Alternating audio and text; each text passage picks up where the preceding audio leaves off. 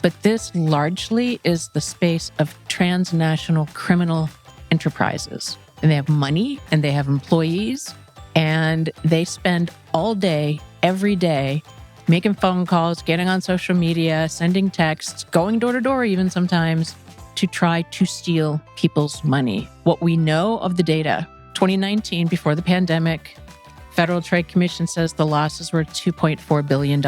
Fast forward to 2022, $9 billion. Wow. And the FTC will even say they think less than 5% of victims report. In 2022, financial fraud exploded into a $9 billion per year criminal enterprise. And the psychological tactics being used to groom trusting elders are disturbing. Even worse is how our society tends to blame the victims, leaving them silenced by shame and embarrassment instead of showing empathy. While financial fraud affects people of all ages, elders typically lose far greater life-altering amounts when targeted by scams. My guest today is a true advocate working on the front lines to support those affected and to push for real changes. Kathy Stokes is the director of AARP's Fraud Prevention Program, and she joined me at FinCon 23 to have a frank discussion about the elder fraud epidemic in America. She explains the importance of awareness and knowledge around financial scams and why we desperately need greater empathy and advocacy to combat these predatory schemes. Join us as we shine a light on this crisis and explore how even small acts of empathy and advocacy can help safeguard the well-being of those we cherish. I'm Bob Wheeler, and this is Money You Should Ask, where we explore why we do what we do when it comes to money.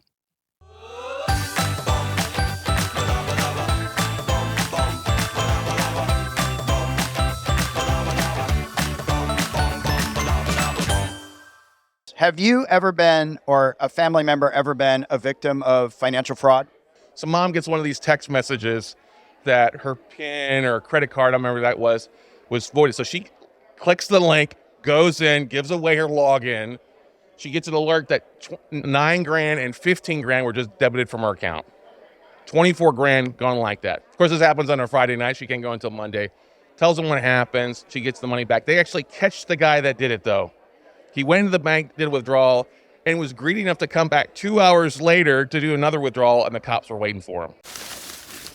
My business account was compromised, and someone was spending money at Playboy at my expense, $200 worth. So I reported it. It got taken care of. It's very common, and so you have to be your own best advocate and make sure that you are doing your best to safeguard yourself and make sure that you have the tools in place and paying attention to your account. Because if you don't look at it, frequently enough, a whole week could go by and you didn't know someone took your money.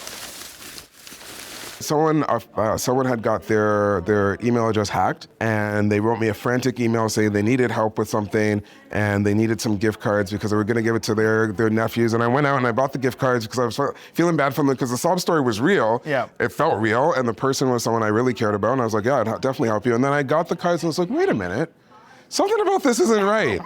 And then I was like, oh no, I definitely fell for that. I didn't send the money, thankfully. Thank goodness. The moment that they created of panic and stress and concern, and then they fed off my desire of empathy and helping my friend, they got me. They totally got me. Kathy, thanks for joining us today. I'm so glad to be here. Thanks for having me. Well, so I got to ask, you have spent a good part of your life protecting older adults, and I'm wondering what initially drew you to this work. How did you get here? Well, it actually all revolves around financial education. Mm-hmm. Spent a good part of my career working to help employees of large companies understand the value of their retirement benefits, the 401k and the defined benefit plan. I actually did a little government work in that space, like government relations. I wrote a thesis for my master's program that I did 10 years after I graduated undergrad.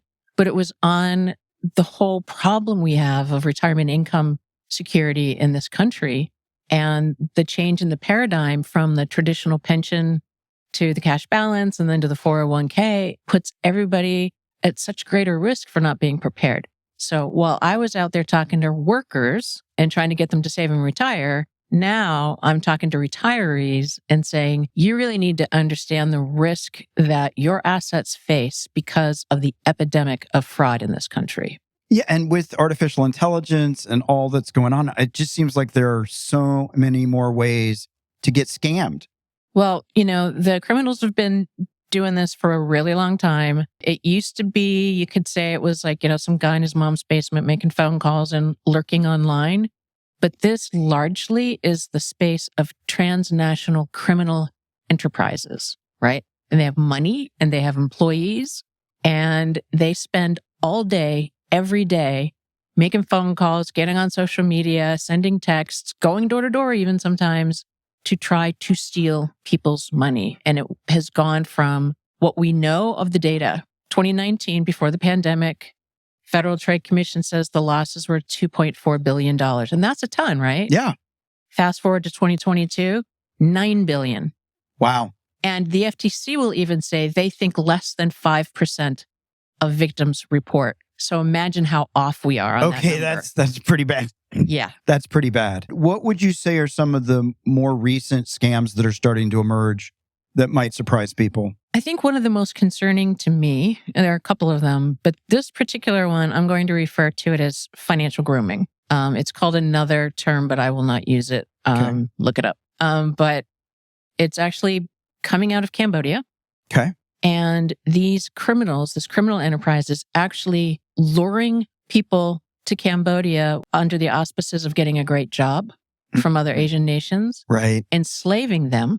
And they are now the first line for the scam operation under duress. Wow. You have to make these calls. You have to send these texts and they're enslaved. So the big scam they're doing is literally starts with a simple text message that looks like it came to you in error. So you get a text, you're sitting home one day and you pick up your phone and it says, "Oh, Dr. Smith, Fluffy's really, really sick. Can I bring her in now?" And you being a nice person, we're like, "Oh, Fluffy, No, but I'm poor not Fluffy. Dr. Smith." So you write back, right? You say, "Oh, I'm really sorry to hear Fluffy's not well, but I'm not Dr. Smith. Hope you find the right number." That's all it takes to begin a conversation. Wow. That begins a friendship or some form of relationship that builds trust, that leads to Fluffy's owner now saying, "Hey, by the way, I'm really, really successful investing in crypto and I can show you how." Wow. And the trust has been built. They begin to invest together on what ends up being an entirely fake crypto exchange. Hundreds of thousands of dollars later, they're like, "Okay, I'm out. I got my money." And then they can't get it out because all of a sudden nobody will talk to them, or they'll be told that, well, to get it out, you have to pay taxes, 30%. And nobody has that money. And then they realized it was fraud. Oh, wow. And so it's a long game. It's a long game. It's not just here's to like we're building the relationship to take it from, which is the grooming. That's the grooming. Yeah. It's bigger. Long term, long game. And this has been happening as long as we've been on the internet with romance scams Right. And typically those used to be the dating apps, right? You're on a dating app, someone puts up a fake profile, build trust, start asking for money. That's happening actually what we see more on just regular social media channels. Facebook is a cauldron of romance fraud. But now this new kink here with the text, it's destroying lives is what it's doing. Yeah. And so you're saying like they think it's less than 5%. So talk to me a little bit about they find out they've been scammed. I would imagine there's a bit of embarrassment. There's probably some shame. Now I can't tell anybody because they're going to look at me and think, "How could you be so stupid?" Right? Like now I'm going to put myself, it's all my fault. I didn't see the signals. What typically happens there? Because I imagine you're aware of what people are going through and Yeah, sadly, we have this tendency in our society to blame the fraud victim because, first of all, we don't even recognize that it's actually a crime. This is a Right. financial crime. Right. But all we see is someone getting duped, Right. someone get the wool pulled over their eyes. They weren't paying enough attention or they're old or not tech savvy and all these things. None of that could be further from the truth. But that sentiment has been so ingrained in our society that that's how we respond, right? So my mom might be afraid to tell me, but when she finally tells me, I'm not going to be empathetic and say, "Mom, I'm really sorry that happened to you." And what were you thinking? Right. Right. And so we studied this because we wanted to understand why are we blaming victims? Where did that come from? What has it done? And what can be done to change it? So what we learned is that, yep, we blame at every level of society. Our reaction is so gut instinct. What were you thinking? But we also learned that people don't really mean that. Right. It's just that we're so used to the lexicon, so used to that reaction that we don't even know what it sounds like to the victim. Right. And so we're now on a campaign to try to change the narrative, to say, look, these are crimes. The perpetrator is a criminal. This is a victim of a crime. We have for so long not even bothered telling people to report it to the police. Right. And when we do report it to the police, sadly, we get things like, well, you gave them your money. What are you calling us for? Right. And we actually had a victim call us on our helpline. It was probably about 6 or 8 weeks ago. And she had $80,000 stolen from her in a scam. And when she explained that to whomever answered the phone, he said, you don't deserve our help. This is what we are telling victims every time they get the nerve to tell their story. And we've got to change that. Yeah, it's interesting. I remember years ago, my grandparents got scammed out of $100,000 Ow. by an attorney. And it took 10 or 15 years. My grandparents had passed. And they wouldn't disbar the guy. They're like, it's not quite enough. Even though it had happened to a few hundred people, they were still like, nah, I think white collar crime sometimes is just, well, yeah, maybe they're older. They should have known better. It's not really a crime. Yeah. And, we have across the country, we have financial crimes investigators as detectives on the street, FBI, Secret Service. I work with a lot of them, and a lot of them really get it, right? And they'll try to track it down, try to make a case out of it, investigate, prosecute. It's really difficult. The blanket response is, it's all happening from overseas. We can't do anything anyway. And that's not even true. Right. Yes, the kingpins and the operation is, across the water somewhere, but there are a heck of a lot of people working in the United States as money launderers, money mules, that if we actually start to arrest these people, maybe we disrupt the business model of fraud. Right. And the criminals go do something else. I think, I know for me, sometimes I think, it's just easier to let it go. It's already happened. It's going to be a lot of red tape. There's bigger fish to fry. I'm just this little person. So yeah, I'll let it go. And the problem with that is that we have so few people reporting that we don't see it for the crime that it is. Yeah. I would submit, if we were able to show data, apples to apples, financial crime through scams is probably the number one crime in our country. It certainly is in the UK, and they own that. Wow. We won't talk about it like that. Right. That's interesting. Have you personally been, somebody tried to scam you, or has that happened to family members or anything you're aware of where, be careful, guys? Yeah. Well, I remember a few times. One time I had my own business. I was trying to build it. And I got a call from, who's who, blah, blah, blah. And if you are eligible, we have to put you through this rigorous eligibility thing, and you pay us $750, you'll get this special plaque and the special thing, and, you'll be listed. And I did it. And I only realized years later, when I started getting into this business, that it was completely fraudulent. I also bought a t-shirt online on Facebook once, and I never got it. So I never do any online purchases. But my mom got a call, I'm going to say maybe 10 years ago now, from her grandson who was in trouble and needed her help. And he said, "Hey, Grandma, it's me." And she said, "Michael, is that you?" Oh, wow. And he's like, "Yeah, it's me, Michael. I'm in big trouble and I need your help right away. I need money." And she paused for a second and she said, "Wait, what did you call me?" And he said, "Grandma." And she said, "Michael, you don't call me Grandma. You call me Nunny." So she kind of knew, but she was still talking to him as if it was Michael. Right. So it still kind of kept her up there. And finally she realized it and she disengaged. But, it can happen in the blink of an eye. No, I was just thinking, about 10 or 15 years ago, same thing for me. I work with the Comedy Store, and we got a phone call on a Saturday afternoon. "Bob, you didn't pay the electric bill. The show starts at 8. They're going to cut off the electricity. We've got sold out shows." And I'm like, I know the bookkeeper paid everything. And I usually am very scrutinizing, but I thought I can't not have the, so I paid like $700, $800, not a lot, but enough. I realized, oh, the bill had been paid, right? But in that moment, I was emotional. Yes. And I was reacting, not responding. Yes. And the criminal playbook is just that.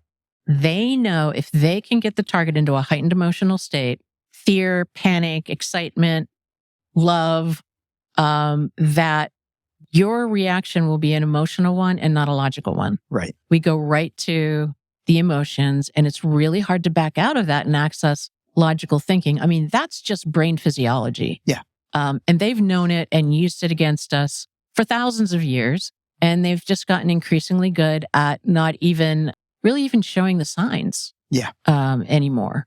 Well, and I would imagine if I've now been scammed when I was at my emotional height, I'm probably going to emotionally beat myself up more than logically saying, well, I didn't see the signs. There's that. I'm going to emotionally be, how could I be so bad at this? And that's because that's our societal narrative. Right. We internalize that. I don't know, like there's a chicken and egg there somewhere. Do we blame ourselves and so everybody else blames us when we're victims, or is it the other way around? Either way, it's what's happening. Yeah. And it's really, really important that we put an end to that. And instead of saying something like, I can't believe you got scammed, how about, oh my God, I can't believe this happened to you. This is a financial crime. Let me help you. Let me sort of work it out with you. You know, we have a lot of media coverage on fraud these days because it's so ubiquitous. Right. But you'll see like the headline will be like, elderly Vermont woman duped out of $60,000. Well, where's the crime and the criminal in that? Right. We have a woman who got duped, an elderly woman at that, who got duped. We don't have a criminal who intentionally targeted her and stole her life savings. Yeah. It's a very different story. Well, and the piece that feels missing for me is, where's the compassion and the empathy?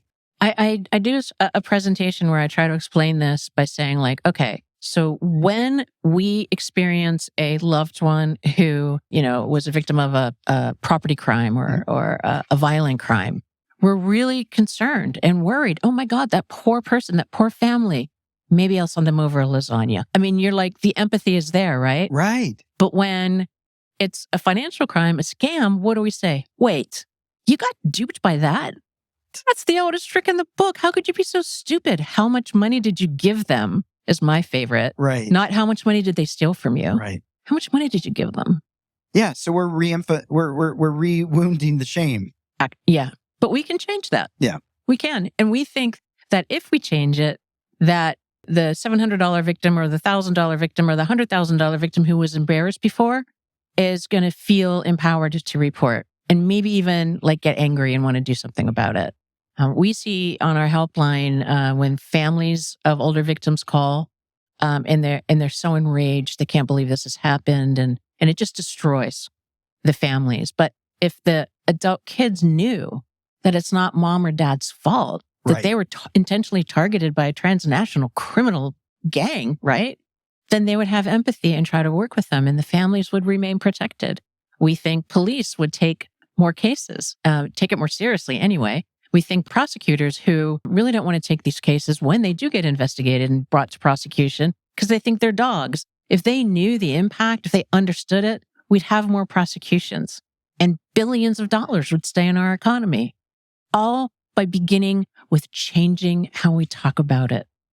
And you have a hotline or you have a helpline for victims at AARP so that people can at least share it with somebody that's going to have a little bit of compassion and empathy for them. Absolutely. We have, the number there is 877-908-3360. Okay. And it's a helpline, not a hotline. So it's not 24/7. Right. But from 8 a.m. to 8 p.m. Eastern, we have over 200 trained volunteers and some staff that take these calls. And they can help you in a judgment-free zone, understand what happened, what you can do to protect yourself going forward, who you need to report it to, how, and then move on if needed, and quite often it is, to get additional emotional support from an online victim support program we created 3 years ago, where it's Zoom, and you join the session, up 5 or 6 people join it, and a trained facilitator just helps walk people through what happened. They get to tell their story. They get to hear that it happens to a lot of people, not just them, and that it wasn't their fault. Yeah, and I think that's helpful, hearing that it's happened to other people, so we don't feel like I'm the only one. Yeah. I can't believe I was So that's super, super helpful. And you don't have to be a member of AARP. You do not have to be a member. You do not have to be of a certain age. It would be helpful if you were from the United States. Sometimes we get some calls from like Canada, and it's like a 16-year-old going, "This dude stole my bike. What do I do about it?" We're like, okay, that's not exactly what we're here for. Right. But we do get a lot of legitimate calls as well. Yeah. No, that's great. I think that's such a great service. Well, Kathy, I'm going to take a pause because I want to jump in and I want to test your nerve. Test Your Nerve is sponsored by The Money Nerve. And for your listeners out there, if you want to test your nerve and discover the dirty truth about your finances, visit testyournerve.com for our free quiz on your financial relationship. All right, so here we go. This is going to be down and dirty. We're just going to have a little fun here. If you could have a giant billboard anywhere blasting an anti-scam message, what would it say and where would you put it? I think I would say share what you know. And I would put it everywhere I was allowed to. I mean, if I have wherever outdoor advertising still happens, I'd want it all over the place because we don't talk about it. If someone's listening to us talk today in this podcast and they've learned something that they didn't know about fraud, go and tell your friends and family about it. Have the conversation, especially if you've got an older mom or dad and maybe they're a little socially isolated. They might not have access to the kind of information like this. Talk with them. Make it a regular part of the conversation because we do know if you know about a specific scam, data says you're 80% less likely to engage with it. Wow. 80%. That's amazing. So share what you know. That's the next marketing campaign, I tell you. And if you don't take it, I'm going to steal it. I love that. That's like, because that's so true. And we hear it from others. It either resonates or not, but at least it's out there. Yeah. I love that. I love that. If you could enact one new law tomorrow to protect seniors from scams, what would you do? Oh my goodness. What I would do, I can't speak to because my government affairs team would destroy me for talking about advocacy and government affairs. But I think that we have to do more around the easy payments. The peer-to-peer apps don't have enough protections. Mm-hmm.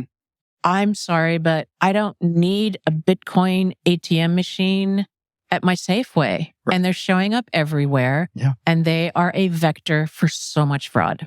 Yeah. And I wish that at the state or federal level, we would realize that these aren't vending machines. Right. They're financial transaction machines and people are losing a lot of money to them. Yeah. And to your point, I think we Venmo'd the wrong James or something. $400. He's like, thank you. Please give it back. Yeah. No. Nope. Thank you. What's one big money myth you would like to debunk once and for all? The myth that only older people experience fraud. Mm. Almost every time I ask an audience, how many people think that younger people experience fraud losses more often than older adults? And everyone's like, nope, that can't happen. It's older people. It's only older people. If you look at the data we do have, the Federal Trade Commission says that younger people, like under 30, are more likely to experience fraud losses than older people. Wow. However, and this is the big however, when the older person is the victim, they lose so much more. And it stands to reason, right? If you're 27 years old and you lose $400 to a tech support scam, that's a shame. It never should have happened. It should be outlawed, right? Right. But if you're 80 years old and you've lost $80,000 and there's no recourse, there's no restitution, it's such a much bigger problem for us. Wow. What keeps you feeling energized and motivated in this work after so many years of fighting the good fight? I'm starting to see change that I believe can be systemic. I'm on LinkedIn. I talk to a lot of people on LinkedIn, professionals, fraud investigators, people that work in banks, people that are in a variety of different industries, law enforcement. And I'm starting to see that people are coming to a place of agreement that fraud is out of hand and we need to do more. And that makes me hopeful. I also believe that in a project that I'm trying to help get launched, and if it works, we will have a national elder fraud coordination center Oh, awesome. in this country. And all the elder fraud cases will go into one place and the data will be analyzed by really smart analysts who will say, oh, that $10,000 grandparent scam in San Diego, the exact same MO has happened 72 times in these states. And instead of it being one case to look at, it is now a multi-million-dollar package. And the federal authorities will go after the bad guys and put them in jail. Love it. Love it, love it, love it. What is one scam that people would think is outdated and still doesn't exist, if there's such a thing? So it's funny that you asked that, because I often hear people talk about the Nigerian prince scam, which I thought, oh my God, that was 30 years ago, right? Right. And I haven't seen examples of it actually happening. I'm not on our helpline, so I don't know. Yeah. But I still sometimes see the Nigerian prince scam being brought up. I'm like, is it possible that that's still happening? I thought we talked enough about that one. But I think it might still be going on out there. I get emails from Nigeria. Do you? Yep. Okay. Yep. And is it somebody trying to get you to help them get money out of the country? Yep. That whole thing? Okay. They've either got a government contract, they've inherited, or there's like 2 or 3 different stories that I get. Okay. I usually just delete it. I haven't responded, although I've toyed with, playing with them. But then I thought, it's just better to stop. And I'm so glad you said that. For all of us who want to just play with these guys and make them mad and make them waste their time, it's a really bad idea. And one of the reasons is any indication that you've continued a conversation, whether it's returning an email or a text or staying on the phone an extra 15 seconds to just mess with them, your number, your text number, your email is hotter now. And it's bought and sold on the dark web on all these lead lists. And we'll say, hey, Bob was on that call for an extra 17 seconds. They make more money off of you by selling your number. So you just set yourself up for more. Wow. Okay. Well, I did follow my gut, even though my I really wanted to play with them. So I'm glad I didn't. Yes, I am glad you didn't too, Bob. No, that's good to know. Good to know. If you could give one piece of advice to folks in a retirement age on how to protect themselves from fraud or predatory schemes, what would that be? Stay in the know. Stay in the know. We do a bi-weekly email called a Watchdog Alert, and you can also sign up for it by text. And it's just a reminder every 2 weeks, even if you don't read the whole thing. And it's easy. You don't have to click out to anything, right? You can just read it through. But it's a reminder that fraud is out there, and you'll pick up some new information, and you'll share that information now after we've told everybody to share, right? And I think that just helps. We have to keep the conversation going so that people are constantly aware that this is out there. Yeah, and I just want to reiterate, and we've talked about this, and we talked about it beforehand, but I just want to reiterate out there, if you've been scammed, whether you're older, whether you're younger, it's not your fault. And the more you can let people know about it, the more you will actually be empowered and not have to live with this shame and doubt that you did something bad, but that it's happening to other people. And it's sort of like when you said, if people get together and all know it, it sort of becomes like this cheerleading team of let's all get them together. That's right. Right? Let's band together. Let's use our knowledge. Let's use our voices and try to put some stop to this. I have to say, we cannot educate our way out of this. We've been trying to do that for way too long. Yeah. The issue is way too big. We need a whole of society response, including law enforcement, including tech companies. It's got to be safe by design. It's got to be secure by design. Don't send something out into the marketplace and then think later about how to protect people from scams that can happen through that. We've really just got to kind of reset. Yeah, it feels like a paradigm shift. It's really a whole new mindset and a whole different way of looking at it with a lot more compassion and empathy and actually advocating for people who have been scammed. And file police reports. Even if they say it's not a crime, insist. Because what happens 3 years from now, 5 years from now, and there's a state or federal law that creates a victim restitution fund because we see all the money people are losing. How are you going to prove that it happened to you if you don't have a police report. Right. Absolutely. So for at least that reason, Absolutely. file. Well, Kathy, I appreciate all this so much. Where can people find out more about AARP? We have a special webpage, aarp.org/fraud watch network. And we would love people to stop by and see all of the great educational resources. We have a scam tracking map. You can learn about our podcast, The Perfect Scam, which is, all these true crime. It's true crime, but it's from the victim perspective. Wow. Yeah. That sounds awesome. And I think people would really learn a lot from it. Well, Kathy, thanks so much for taking the time. I really appreciate it. And I hope you have a great experience here at FinCon. And you too. Thanks, Bob. Thank you. If you or someone you care about has been targeted by a financial scam, it's important to know that there is help out there. AARP's fraud prevention team is here to listen and provide guidance without blame or shame. Call their helpline at 877-908-3360, Monday through Friday from 8 a.m. to 8 p.m. Eastern. Speaking with a trained volunteer can help you process what happened and provide the necessary guidance to move forward. Seeking support takes courage, but you don't have to handle this alone. You and your loved ones' well-being matter. Do not let fear or embarrassment prevent you from taking the first step. I encourage you to seek assistance.